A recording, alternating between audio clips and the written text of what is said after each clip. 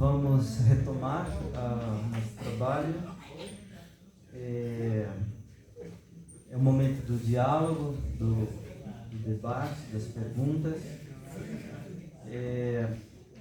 Eu queria apenas salientar uma coisa que talvez pudesse contribuir na fala dos colegas.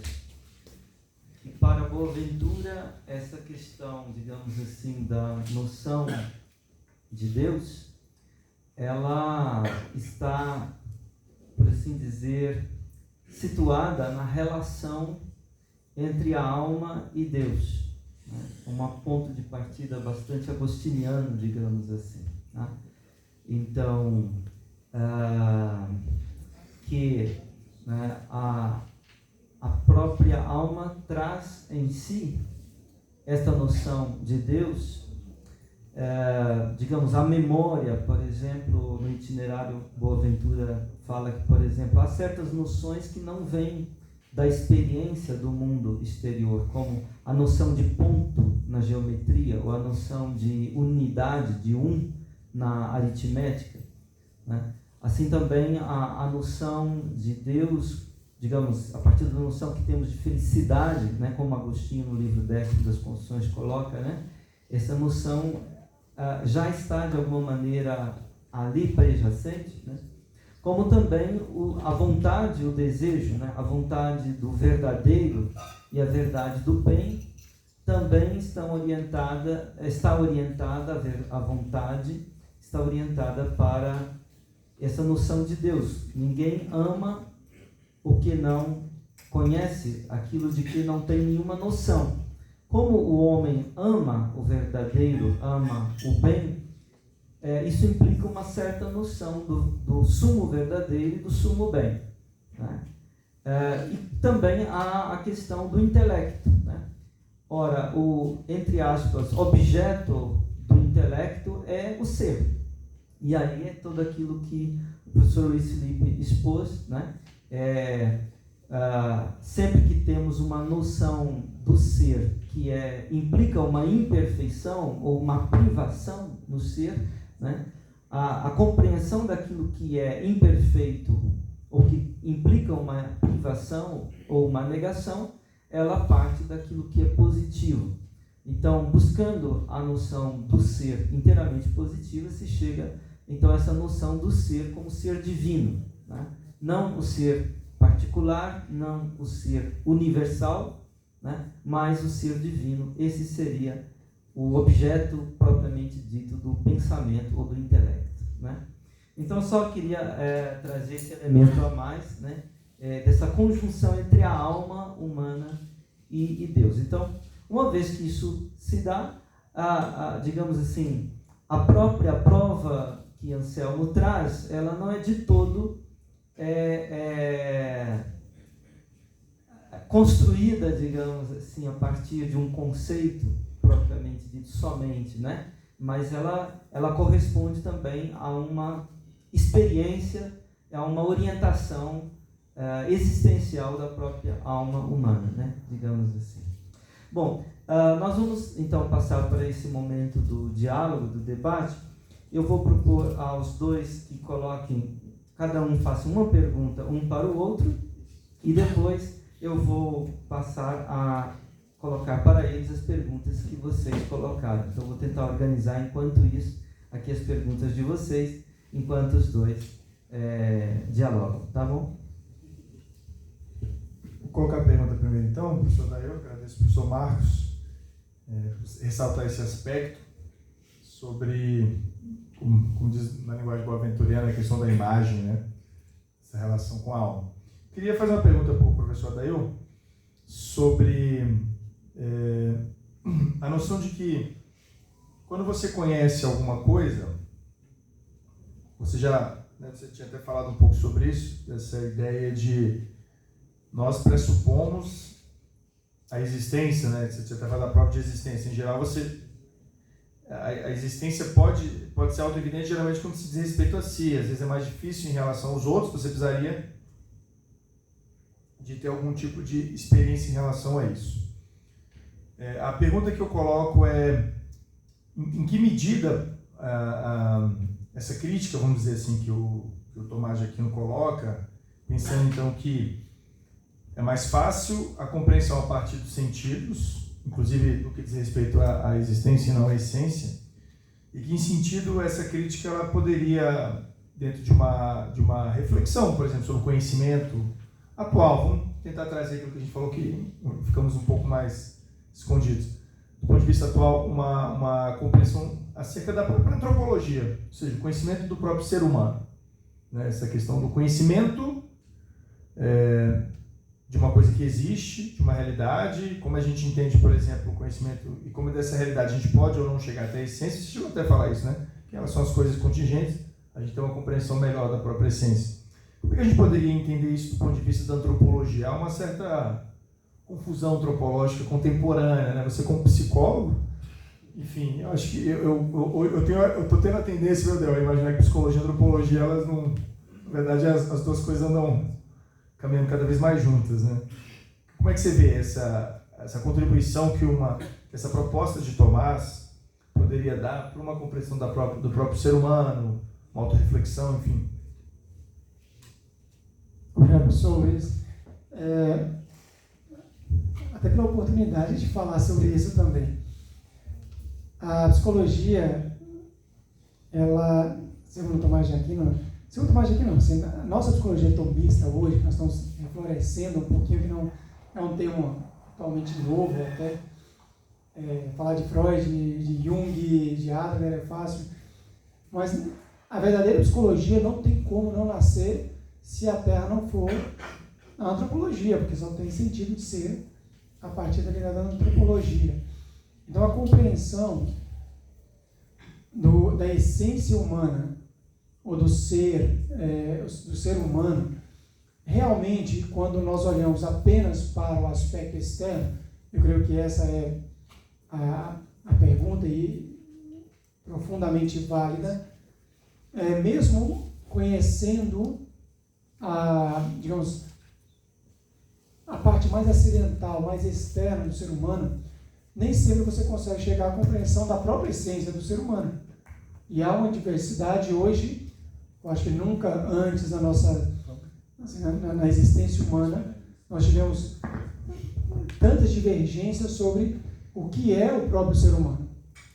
Não vou entrar aqui em questões, por exemplo, que são cada vez mais debatidas, como a questão de gênero, que hoje nós temos uma classificação enorme ali, mas eu estou falando do próprio ser humano, de compreensão de quem é o ser humano. Você pode olhar a mesma realidade externa, mas a compreensão da essência pode ser totalmente diferente, podemos chegar a conclusões totalmente diferentes. E aqui é onde eu acho que o professor Marcos deu uma contribuição fantástica, porque o argumento de Santo Anselmo, ele não nasce de um intelectualismo. Deixe-me ver se eu consigo provar a existência de Deus. Não, ele nasce de nós sempre falamos do querere deum, que é o desejo, a busca de Deus. Se você já está num desejo, numa busca, é porque isso existe. Então, mas aqui não fala que não existe nenhuma paixão inútil, no sentido de, se você tem fome, é porque existe algo para ser comido. Existe uma comida lá fora. Não existe na natureza nada que é inútil. Então, o próprio desejo de Deus, que está na alma, não está fora. E Santo Agostinho, ele realmente deixa isso claro, que é interior hominem habita veritas. A verdade, ela habita no interior do homem. Então, não é olhando para as coisas de fora, como o Cândido dos Cândidos, né? Olhando para as coisas de fora, você vai encontrar Deus. Porque ele não está ali, ele está muito mais dentro do que fora. Então, nesse sentido, a demonstração do interior, de dentro, seria mais importante. Então, o próprio desejo de conhecer Deus, ele já nasce de um certo entendimento, um certo desejo de que Deus existe e tem que existir, para que tudo possa realmente ter a sua completude, o próprio desejo da felicidade. Todos nós, a felicidade tem que existir, porque eu desejo a felicidade. Agora, o que é esse objeto? Essa é a dificuldade. O que é a felicidade? como nominar a felicidade. É o prazer, é a riqueza, é o poder. Então, nós podemos chegar a objetos totalmente diferentes. Então, aqui a resposta eu diria que não basta o aspecto científico, do ponto de vista moderno, da análise pormenorizada dos elementos empíricos externos, para se chegar à conclusão da essência. Deve haver uma reta vontade, ou seja, a reta razão que chega no resultado correto tem que ser conduzido por uma reta vontade. O desejo também de se chegar à verdadeira compreensão e depois, logicamente, a adesão àquela verdade. Porque uma vez que compreendemos, nos consultórios é o que nós mais temos dificuldades. Não é fazer o paciente compreender o que ele tem que fazer, é fazer ele querer aquilo que ele tem que fazer. Essa é uma dificuldade que nós temos. Porque eu sei que eu tenho que fazer isso, mas eu nem sempre quero aquilo que eu sei. Então, a dificuldade de compreender a própria essência humana é entender o desejo de querer me tornar aquilo que eu vou compreender. Porque aquilo existe também, tá? Uma vez que você compreende o que é o seu ser, o que é ser humano na sua essência, isso tem uma implicação da vontade também, para me determinar a ser aquilo dali. Porque a mesma forma que a vontade, ou que o intelecto, ele deseja a vontade, ou deseja a verdade, a vontade também deseja o bem. Uma vez que eu entendo aquilo, a sua essência, eu tenho que me prontificar também a querer aquilo que eu entendo.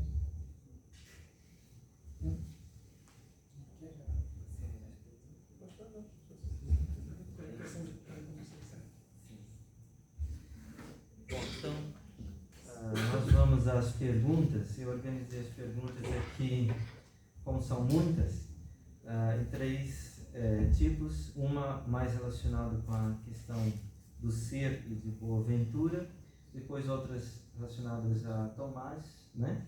E depois a Tomás e a boa-ventura sob certo aspecto. Então, relacionado com a questão da noção de ser, né? Temos uma pergunta, professor Felipe: a noção de puro ser para a boa-ventura identificável com Deus pode ser entendida como uma noção inata? Eu vou ler todas, né? Então, se pode ser entendido como uma noção inata, né?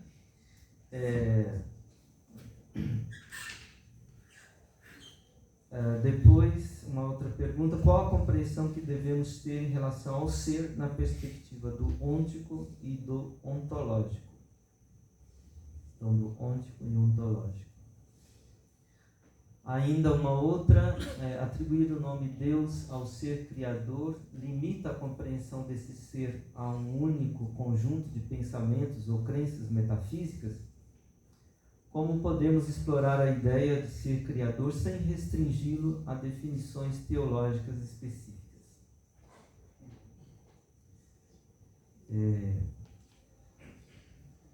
Depois, tendo em vista os problemas existencialistas no mundo, qual é o papel de um cristão na humanidade ao lidar com essas questões à luz da visão de São Boaventura?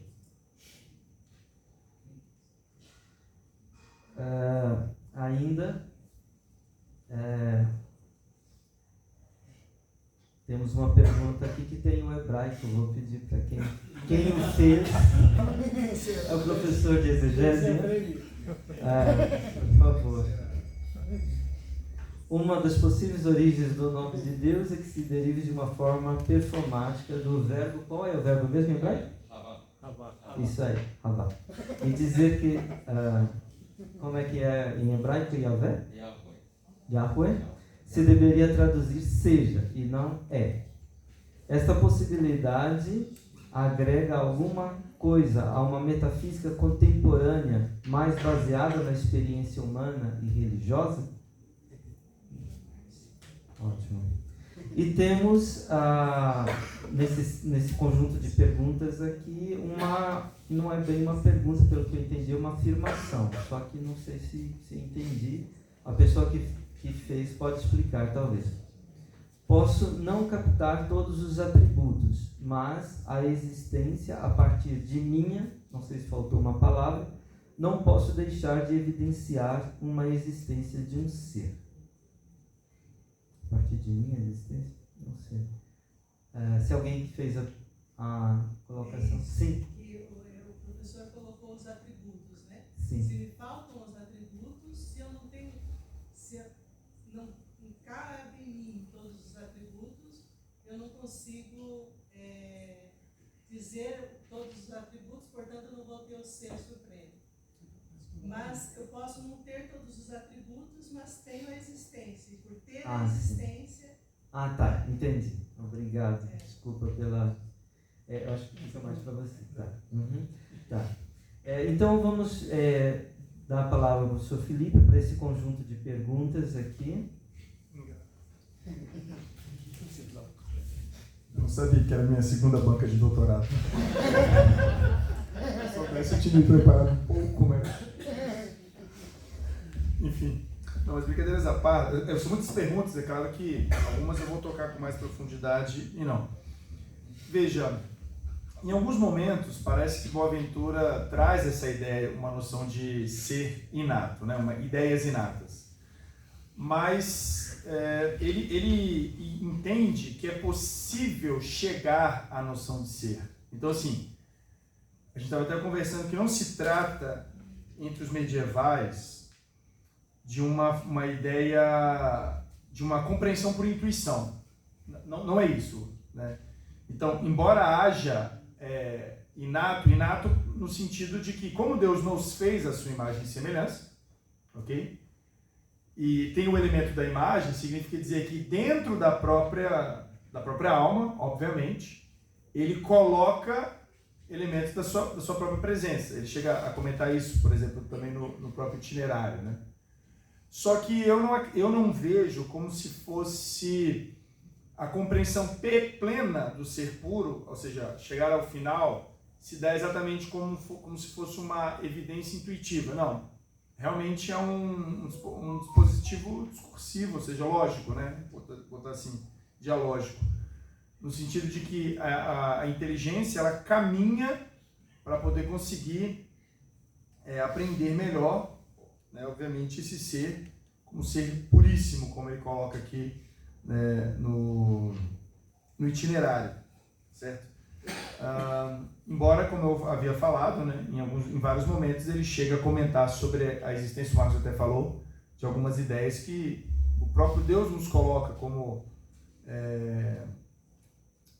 É como se a imagem que eu tenho, né, porque às vezes é difícil explicar, vou pensar numa imagem, é como se fosse assim... eu tinha falado isso na segunda, né? Quando Deus cria as nossas capacidades, elas foram feitas exatamente para poder alcançar a sua finalidade, entende? E existe então um certo acordo entre o órgão, né, por assim dizer, e aquilo para o qual o órgão se destina. Então, significa dizer que se temos a inteligência aqui, significa dizer que essa inteligência ela está voltada e ela é capaz, entende? Daquilo para o qual se destina.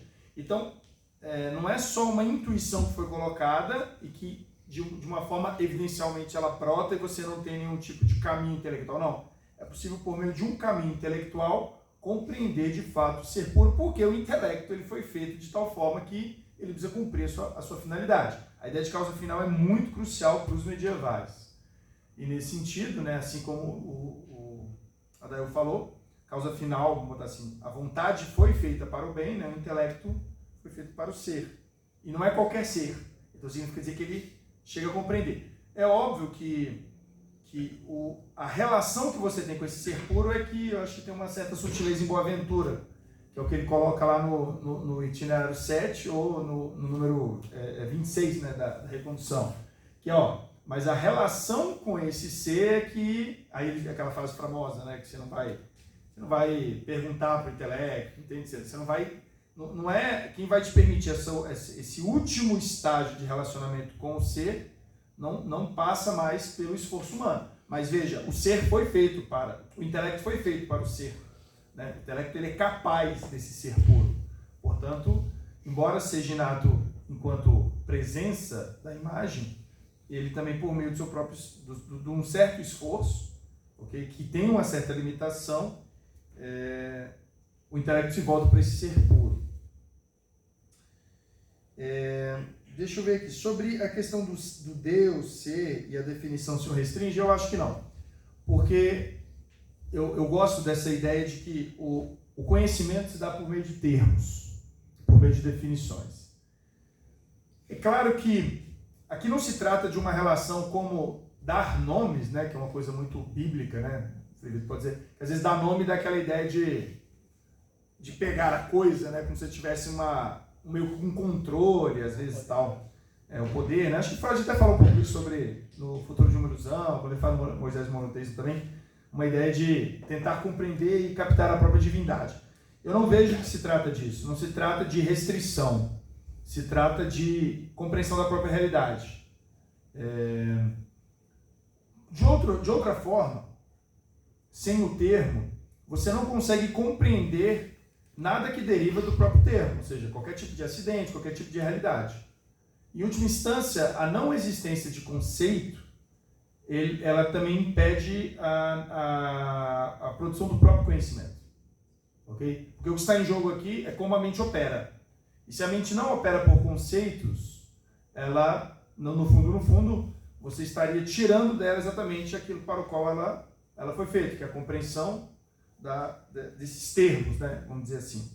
Então eu não acredito que isso seria uma restrição em relação mesmo a outras religiões, lá sei eu, porque se o intelecto tem essa finalidade, buscar o conceito é de alguma forma realizar a sua própria finalidade, a não ser que você elimine por completo a noção de causa final, que é uma coisa típica da modernidade, e que retirando a causa final, em última instância, pode ser que o conhecimento ele se volte para qualquer coisa, então fica parecendo que qualquer coisa serviria como uma forma de conhecimento.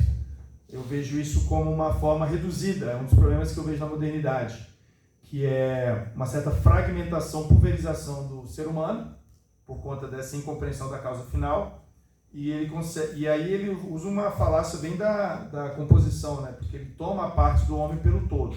Então, compreendendo uma pequena parte de desejo, de elementos talvez sensíveis, ele projeta nisso toda a humanidade. Eu acho que os medievais têm um título muito bom para isso, e que os gregos também, óbvio, né? Mas a gente está falando da filosofia medieval, que é exatamente entender a finalidade para a qual a razão foi feita, o intelecto foi feito, melhor dizendo.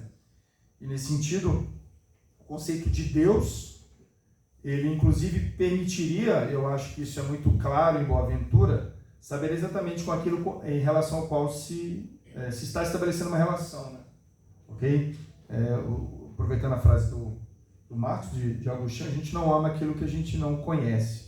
Então significa dizer que em alguma medida você precisa compreender a realidade para a qual se destina também a sua própria vontade. A vontade ela não é um ato ignorante, não é isso, né? Então, como a Adair bem colocou, a vontade e o intelecto, embora não sejam iguais, eles não se fragmentam. A gente divide, como se diz na aula, né?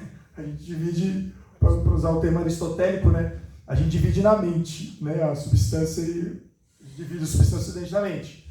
Mas na realidade a gente não existe essa divisão. Então a gente divide intelecto e vontade nas aulas. Mas enquanto alma, né? Enquanto o elemento da unidade, que é a grande questão, por isso que no itinerário, né? Exatamente, a busca pelo ser implica também a busca pelo bem. Ou seja, a busca pelo conhecer implica a busca pelo amor. Então, se não tivesse o conceito, a meu juízo, você teria vários problemas. Não só do conhecimento, mas inclusive o problema do amor. Né? A gente não saberia para onde se destinaria o amor, porque em última instância não haveria essa finalidade. Sobre a pergunta do papel do cristão com as questões existenciais, a partir dessa, enfim, da metafísica bonaventuriana, né? Veja, eu entendo, o Gilson tem uma frase que é interessante, ele fala assim, não tem filosofia mais existencial do que a medieval, porque se tem um problema típico para os medievais é da existência. Ele faz uma frase bem curiosa essa, e claro, ele está falando no outro sentido, né? Ele não está aqui sendo anacrônico, apenas para dizer que talvez por uma outra perspectiva, os medievais entendam a existência a partir de uma dimensão mais profunda, em que, enfim, afastando-se, por exemplo, de uma proposta sartreana e de tantos outros existencialistas talvez mais contemporâneos, que não são religiosos, a dimensão humana, ela parece se satisfazer pela própria humanidade, sabe? Mas, enfim, em última instância, sempre a dimensão metafísica parece bater à porta daqueles que parecem negar uma possibilidade metafísica, ok? Não sei quem fala, né, que chama Marx de Platão para os pobres, né? Não sei se já ouviu uma frase assim, como se no final todos aqueles que negassem todo esse debate no final tivesse que voltar a ele de novo. Então eu vejo que os medievais eles já reconheceram isso, não tem como negar, a gente vai ter que voltar a essa condição mais fundamental. Então eu vejo que a importância da filosofia medieval para as questões existenciais contemporâneas vou ser bem didático, pelo menos levantar as questões certas, que são as questões profundas, que são as questões em relação às quais a gente não consegue se livrar jamais. A gente, sei lá, muda o tom, muda a semântica, mas no final a questão é sempre colocada, a mesma questão, mesmo que você mude muitas vezes a própria questão. Eu acho que essa é a importância de um Boaventura, porque as questões são colocadas, a meu juízo, não é só Boaventura não, todos medievais, da forma bem profunda. São questões que mexem com a existência humana para sempre, porque entende a existência dentro de uma dimensão sempre muito maior do que a própria humanidade. Entende que a humanidade ela se insere num contexto muito mais amplo, né? Dizendo que estava citando um autor espanhol, chama Javier Zubiri, e num texto muito interessante ele fala, olha, ser humano ele é religiosidade, nenhum ser humano tem religião, o ser humano é religião porque todo ser humano busca incessantemente aquilo que dá sentido e fundamenta a sua própria existência. Então, se vais falar que é a árvore, é a água, ou é um cachorro, que lá sei eu, no final, a religiosidade é uma condição humana, e para voltar lá no De Vera Religione, né, do Boaventura, a religião é sempre uma abertura, uma busca pelo princípio. Então, no final, o ser humano ele sempre busca o princípio enquanto aquilo que orienta e norteia a sua própria existência. Eu entendo que, ou seja, melhor do que os medievais é difícil, acredito eu. Só para completar, a ideia do existencialismo, ela conduz ao mesmo ponto. Só que o existencialismo moderno, vamos colocar aqui, de Nietzsche a todos os outros que vão descendendo ali no existencialismo moderno, não sei se o professor Luiz ele concorda ali, mas eles também vão chegar a uma realidade. Só que a realidade é justamente oposta, do não ser, ou do niilismo. Porque o verdadeiro existencialismo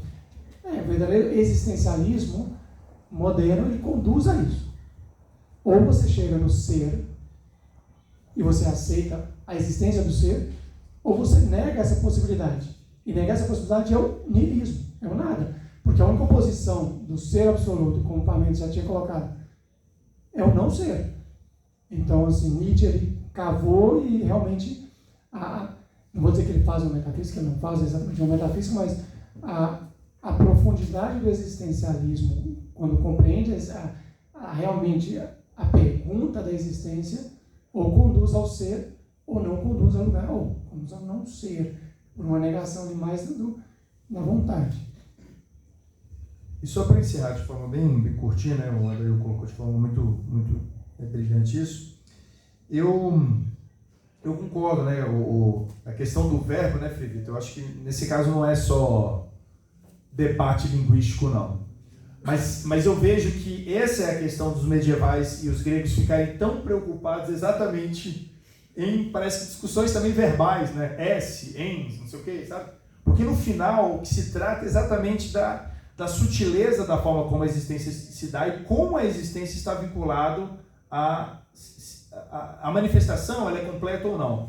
Enfim, eu, claro, não sou biblista, né, eu não faço, mas eu, lendo um livro esses dias, inclusive curiosamente sobre isso, eu achei interessante que o comentário era um pouco sobre isso, de que essa noção verbal, talvez lá do Êxodo, né, até fiz um comentário para o senhor aqui, talvez reflita mais quando você não coloca o verbo ser, porque talvez em português isso dá uma noção mais de estaticidade, talvez seja mais pela própria a lexicografia brasileira, a noção da presença, né? Como se houvesse mais uma dimensão de atuação e nem tanto como se fosse uma dimensão de completude estática e tal, enfim. Eu pensaria mais ou menos nesse sentido, de que, entendendo um pouco, né, eu acho que nessa metafísica, você coloca aqui, na metafísica contemporânea, baseada na experiência, né, e da religião, eu acho que a gente pode pensar, sim, que uma metafísica que pensa exatamente a existência e como Deus seria essa existência, né, ok?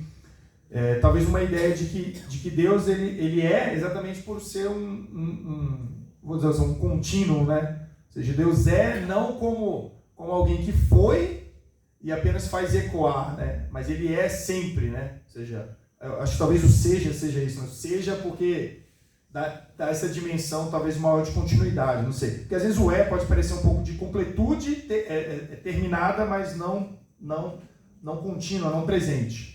Mas eu acredito que sim. Eu acredito que a preocupação da existência é exatamente talvez entender a existência de Deus, do princípio, como uma existência que se manifesta, está sempre em processo de manifestação. Professor Marcos, eu queria fazer uma pergunta. Eu fiz um livro aqui, eu disse que eu não entreguei. Estava ficando um texto comprido antes do professor Felipe, talvez o professor Mestres contribuir. Tem o poema, né, do Eduardo Galeano, que ele chega com o menino diante do mar e o menino pede para o pai, né, ajude-me a olhar, porque ele não consegue entender a dimensão do mar ali, tão grande. Ele fala para o pai, né, ajuda-me a olhar, né, me ajuda a entender. São Boaventura, ele faz o Árvore da Vida, né, o Linha Vida. Depois isso é pintado em várias igrejas. Em Florença é a mais famosa, tem tudo assim. A minha pergunta é, os medievais talvez não perguntassem, toda vez que eu volto a ler o Santo Anselmo, leio tantos outros, a pergunta não é sobre a existência de Deus, mas a pergunta é como cremos. Porque quando eu pergunto como eu creio, já está implícito que eu creio em alguma coisa e eu revelo esse modo de eu crer. Porque hoje, quando o dia passa, a gente volta à questão psicológica, da questão da psicologia, resgatam talvez um lado mais belo em Freud, no sentido de que pensamentos inconscientes são muito conscientes. Hoje a gente tem muito claro essa negação que o professor fala, esse auto-engano, ele é muito consciente, da pessoa dizer que não vai fazer, eu quero fazer, mas não faço. Se olhar bem, ele mesmo está se sabotando, assim, é um pouco consciente esse inconsciente que nós dizemos. Então, a pergunta dos medievais seria mais nesse aspecto: como cremos? E aí esse modo de eu crer revela a existência de Deus? Ou essa pergunta sobre Deus mesmo? Porque eu não consigo compreender. Está muito claro que nós não conseguimos compreender. E então, São Boaventura expressa um itinerário, e esse itinerário obriga a ser bom, obriga a ser justo, obriga a ser belo, obriga a ser transparente, obriga a ser uno. Do mesmo modo, Tomás, quando faz a sua Suma, ele apresenta que tem que ser verdadeiro, que tem que ser uno, que não dá para dizer aquela ideia, né? A verdade é a adequação do que se pensa, do que se enxerga. Então parece que a discussão medieval é mais sobre como cremos do que sobre revelar quem é Deus. E aí tem muito a ver com a própria questão do nome, né? Que não que a gente diz, né? Deus mas é um Deus sendo, sendo do existencialismo de Heidegger, né? Assim, tá, mas eu enxergo um pouco o lado. Eu disse que eu ia fazer uma pergunta, mas eu tenho uma reclamação e um elogio. Agora eu vou para o elogio, que Frei Michael, que bom a gente voltar a discutir temas e que tenha mais vezes sobre São Boaventura. Fiquei muito feliz em ler isso e falo porque fico meio feliz, e aqui é a minha reclamação, olhar o professor Luiz Felipe e saber que há quase 25 anos atrás eu vi ele como um menino aqui, catequizando aqui na Perseverança, nós andando junto. Eu vi ele chegar no Instituto São Boaventura, vi ele chegar na Ordem, vi ele ser batizado em São Boaventura, e a minha reclamação é: coloque no teu currículo que você foi o primeiro aluno daqui, pelo amor de Deus. quando veio o teu currículo não estava, que você sentou aqui nessas cadeiras, me deixou muito triste. Mas eu falei na segunda-feira. Me deixou muito triste. Não, mas lê o teu currículo. O Michael é prova disso.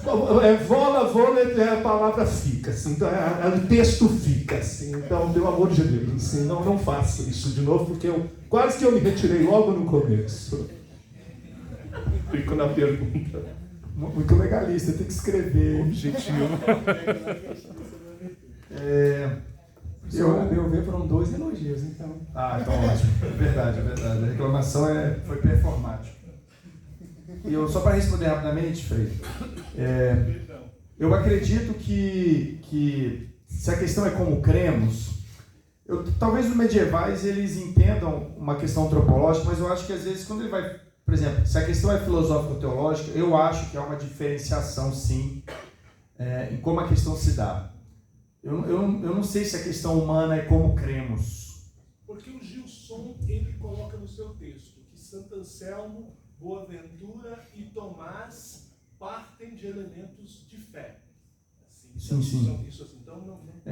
Mas aí talvez, por isso que eu estou falando que talvez isso possa ser pensado como algo existencial, né? A existência como uma existência de fé. Eu não estou falando que a pergunta principal é pela existência. Eu não estou nem falando isso. E não é nem pela existência de Deus. É uma pergunta, talvez uma pergunta antropológica mesmo, assim, pelo homem, né? Pela humanidade, pela criação e pelo princípio de todas as coisas. Eu acho que as coisas não seriam excludentes.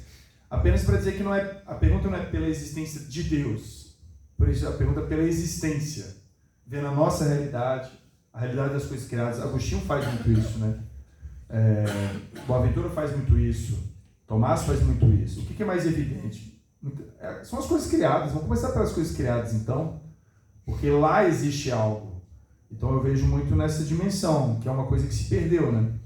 Porque às vezes o pessoal imagina que a causa final de todas as coisas é a coisa criada, né?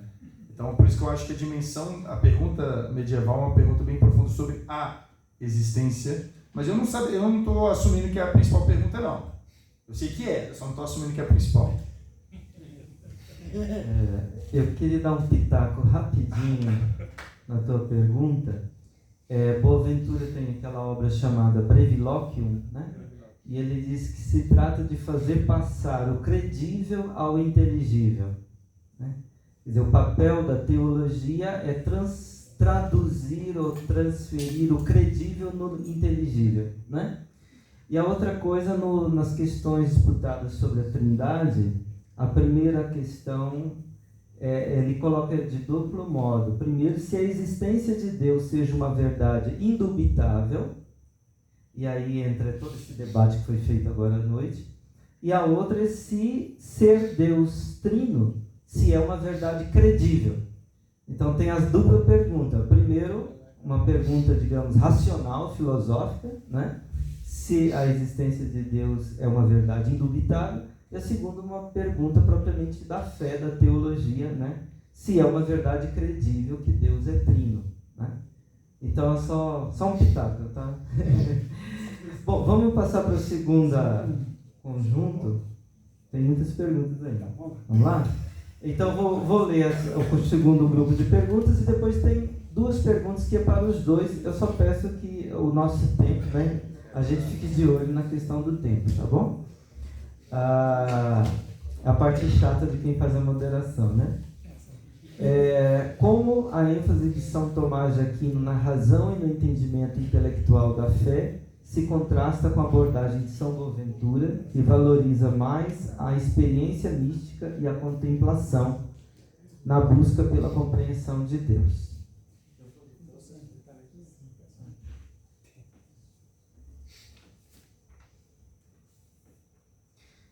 Depois, pelas exposições, não parece haver diferença na concordância com Anselmo. Ambos consideram o seu argumento válido e verdadeiro.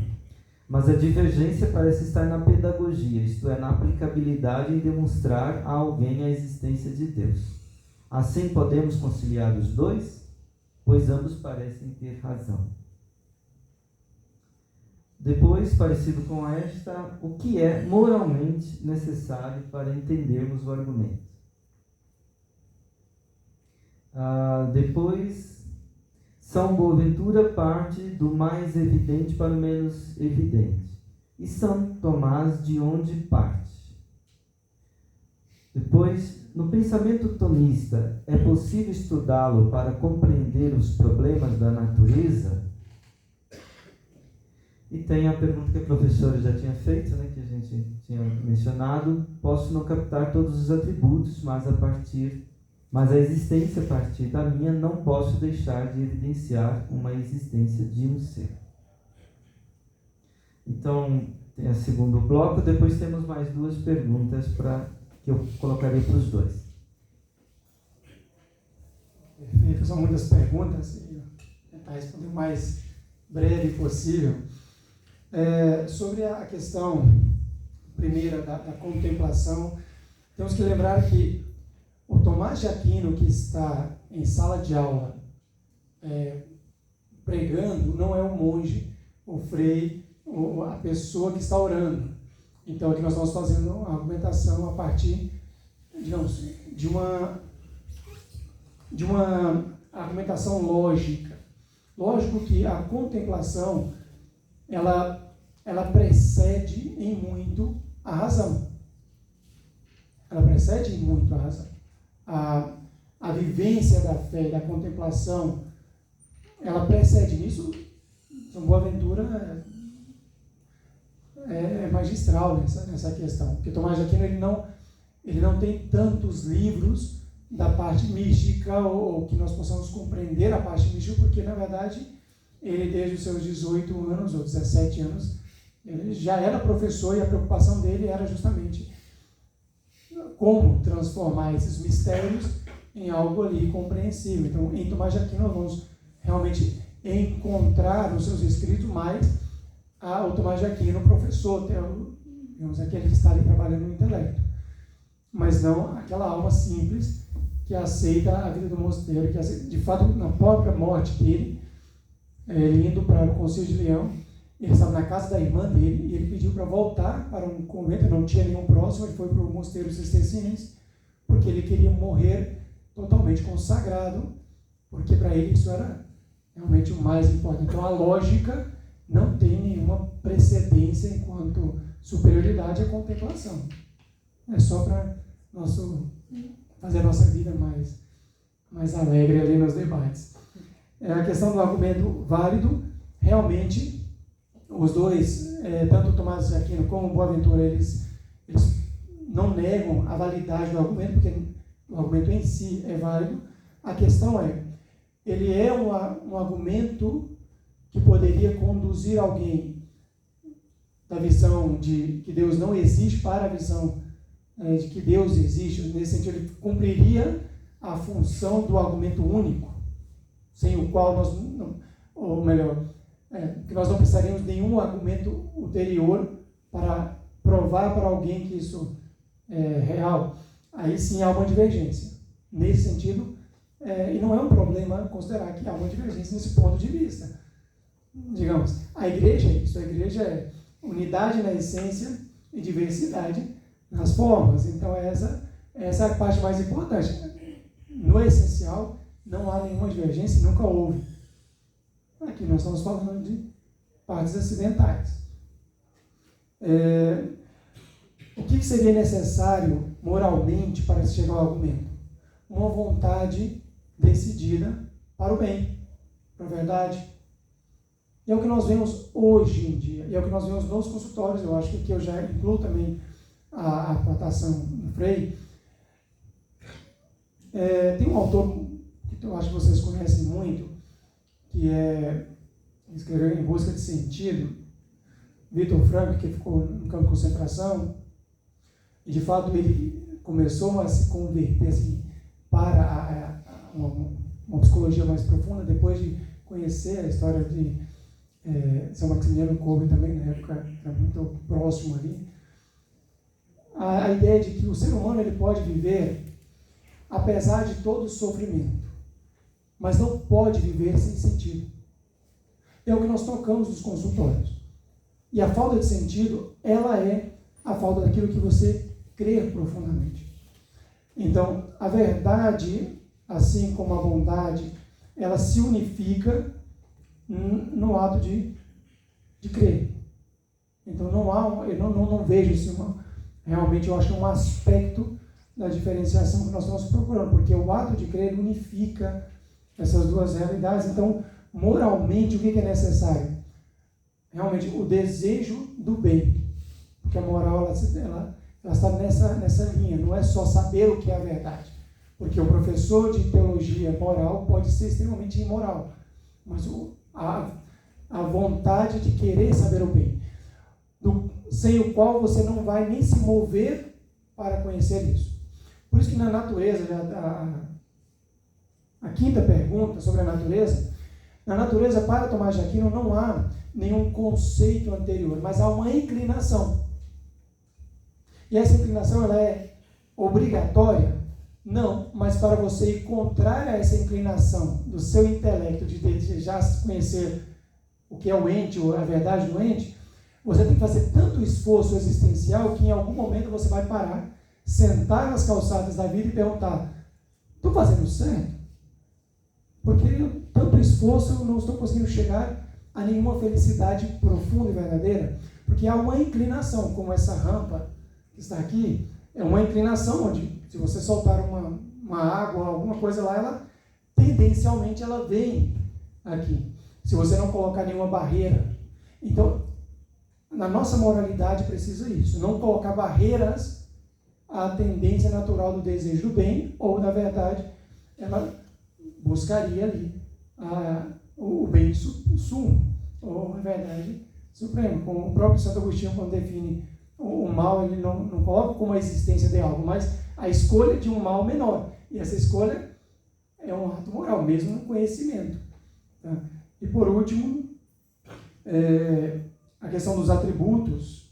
A questão dos atributos, a ideia é a seguinte: se a mente, quando nós dizemos que Deus é aquilo que nada maior pode ser pensado, se a mente é capaz de pensar a existência de Deus como necessária, ela deveria também pensar todos os atributos dessa existência como necessários. Porque se a essência ela não, em Deus não há nenhum tipo de divisão, os atributos deveriam ser também necessariamente pensados. Eles não são. E como eles não são pensados, assim como a bondade, ou a verdade, ou outros atributos divinos, também a existência poderia ser não pensada e não colocada. Então, lógico que se você já tem a reta razão, já sabe que Deus é, então ele vai estar todo ali, mas quem não tem poderia excluir um dos atributos, ou especialmente esse atributo da existência. E eu acho que essas são as perguntas. Tem uma que é sobre São Boaventura, ele fala sobre o mais evidente. Não, São Boaventura fala do evidente per se, do evidente em, digamos, sumo. Deus é evidente, ele é o mais evidente dos seres, porque ele é o ser em si mesmo. Mas para nós, não é tão evidente.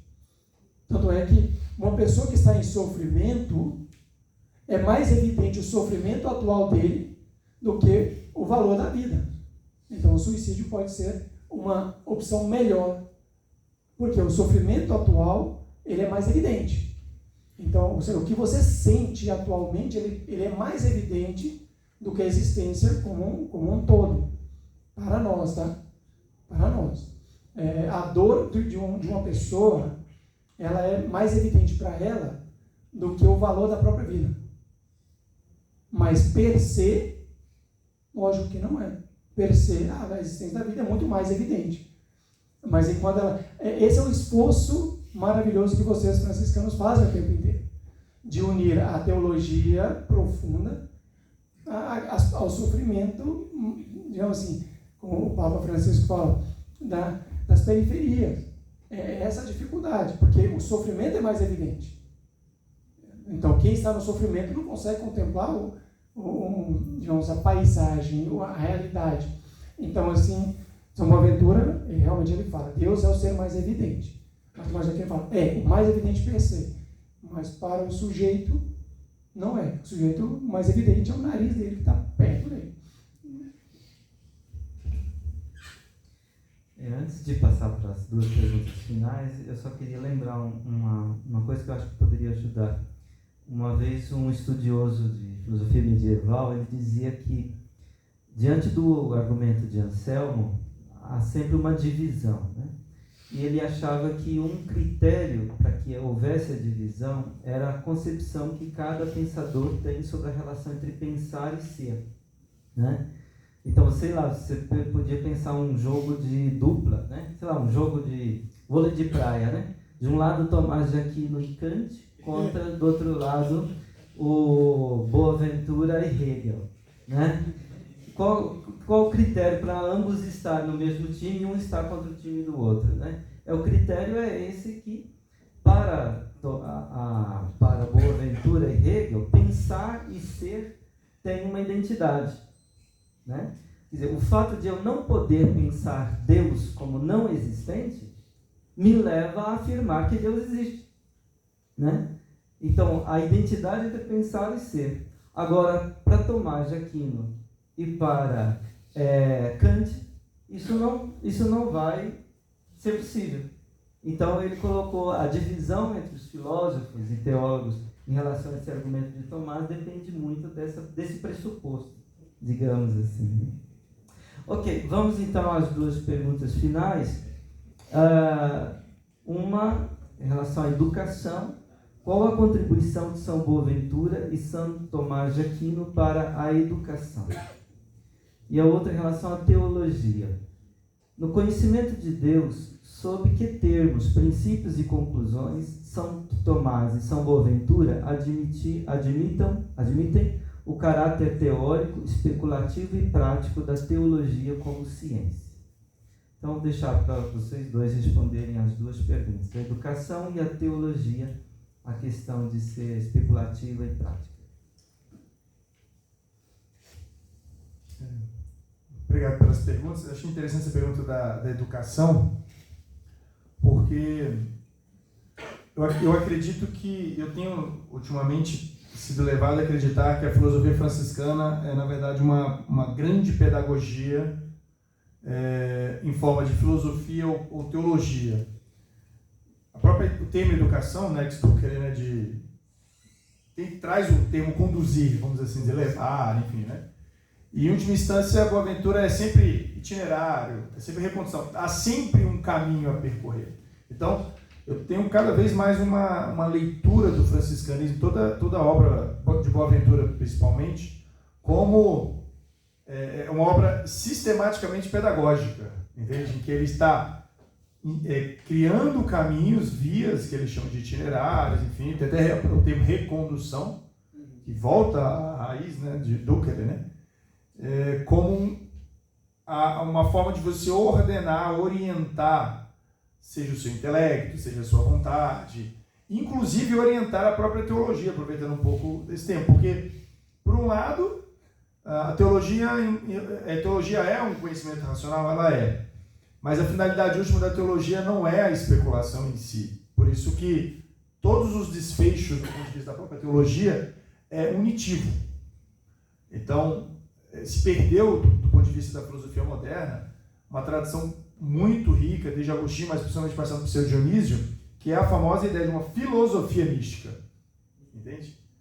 Em que a própria filosofia, em última instância, ela é um itinerário para uma união, para um elemento unitivo. Porque, em última instância, fica parecendo que a filosofia é o exercício estéril da razão. Isso pode, às vezes, ser conduzido para a teologia. Às vezes, sob o medo de achar que a teologia vai virar uma catequese, você pode, na verdade, puxar o balanço demais para o outro lado, imaginando que ela é um terreno estéril da razão, mas não é. Você não tem como fazer teologia, por exemplo, um ateu não faz teologia, eu não consigo entender um ateu fazendo teologia, porque isso tem um pressuposto muito básico, né? Fazer teologia, theos, entende? Qualquer ateu que faz teologia, ele faz uma coisa muito estranha, por definição. Então, eu acredito que Boaventura coloca bem, claro, todo autor tem seus equívocos, né, gente? Isso é óbvio, ninguém está negando aqui, não estou aqui falando, nossa, não tem erro, não é isso. Mas eu acredito que esse acho que é o legal de Boaventura. É sempre essa preocupação de colocar as coisas pedagogicamente no seu devido lugar, em razão de um fim. Então, não só um começo, né, Frei? De que eu sou cristão enquanto ponto de partida, eu acredito em Deus enquanto ponto de partida, mas então significa dizer que eu tenho um Deus enquanto ponto de chegada. Então, tudo se ordena e se orienta, não só pela causa eficiente, mas de modo muito especial pela causa final. É uma filosofia, uma teologia altamente pedagógica, porque é uma filosofia, uma teologia que conduz sempre ao termo, seja unitivo, seja intelectivo. Bom, já falou tudo, não tem que falar muita coisa não. Mas eu gostaria de fazer uma ênfase aqui, a questão da educação, e no termo unum argumento de Santo Anselmo, eu colocaria mais ênfase no unum do que no argumento. Jung, no processo a proposta psicológica dele é o processo da individuação. O indivíduo chegar à sua individualidade, que é a indivisão. Porque a divisão dentro do próprio sujeito é a doença. Então, onde há uma divisão, há um processo de adoecimento e, logicamente, de morte. Então, ele chega no processo dessa indistinção de áreas dentro do sujeito. E esse é um problema da pedagogia moderna, que dividiu, ou seccionou as áreas do conhecimento em matemática, português, como se elas fossem áreas, digamos, totalmente alheias ao ser humano. Então, o homem é um homem extremamente dividido. E justamente a proposta educativa, tanto de Tomás de Aquino quanto em São Boaventura, dos medievais, é a unidade. O sábio santo é aquele que constrói o mundo. Então, a ideia é você encontrar a unidade onde o que eu sei é também o que eu creio, é também o que eu quero, é também o que eu faço, e não essa divisão onde o que eu sei é uma coisa, o que eu faço é outra, o que eu digo. Então, até mesmo, como o professor colocou, ele vai colocar os pesos ali diferentes entre o ser, o falar. Então, essa unidade é um sistema pedagógico. E o problema que eu vejo não está nos autores medievais, está na nossa interpretação posterior, ou na nossa leitura, na nossa releitura daquilo dali, porque nós damos ênfase ao que nós... Eu vejo muitos tomistas que, pelo purismo do tomismo, afastaram-se do ser humano que vive, aquele que caminha. Então, é um processo que eles se afastaram tanto pela pureza do próprio argumento, que o argumento perdeu o sentido de ser no próprio ser humano. Então, a ideia de ter essa unidade, porque se nós, aí entramos no campo da teologia, se nós fazemos teologia, é para imitar a proposta do próprio Cristo, que se fez carne. Porque esse é o objetivo da teologia. O objetivo da teologia é imitar, ou com o nosso conhecimento, com a nossa vida, as próprias ações do Deus do qual nós cremos, que é aquele que se fez homem. Então, ele participa da nossa realidade, mas ele não deixa de ser quem ele é também. E conhecendo Cristo, conheceremos Deus. No próprio Evangelho ele fala que conhece o Filho, conhece meu Pai. Então, conhecendo aquele que caminha, que é a parte mais empírica para a gente, conheceremos também sua essência. O contrário também é verdadeiro. Então, só que a teologia desencarnada, ela não é uma teologia, ela seria, digamos, um exercício inútil, como o senhor falou, ou estéril, ou até mesmo autodestrutivo da nossa intelectualidade. E a teologia se faz mais na interioridade da sua intimidade com Deus do que na sala de aula. Ali seria um processo onde vocês aprendem a argumentação. Mas a unidade ela tem que estar na vida do próprio teólogo. Eu acho que com isso...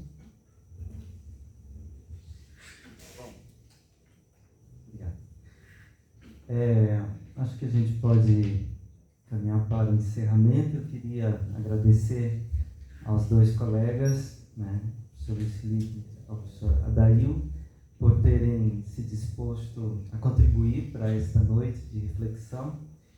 E eu acho que poderia resumir, talvez, essa noite na palavra sapiência, tá? Outro dia eu estava vendo uma fala do Papa Francisco para uma comissão de teólogos e ele insistia na recuperação desse caráter sapiencial da teologia, né? Eu acho que para Boaventura o que interessa não é nem a filosofia, nem a teologia. O que interessa para São Boaventura é a sapiência cristiana, né? E a noção de sapiência como um saber que é sabor. Saber é como ter sabor de alguma coisa, saborear alguma coisa. E eu acho que talvez com essas reflexões dessa semana a gente está podendo provar um pouquinho desse sabor do pensamento e da fé na filosofia e na teologia e para além da filosofia e da teologia. Então, muito obrigado pela paciência de todos nessa noite e tenham uma boa noite.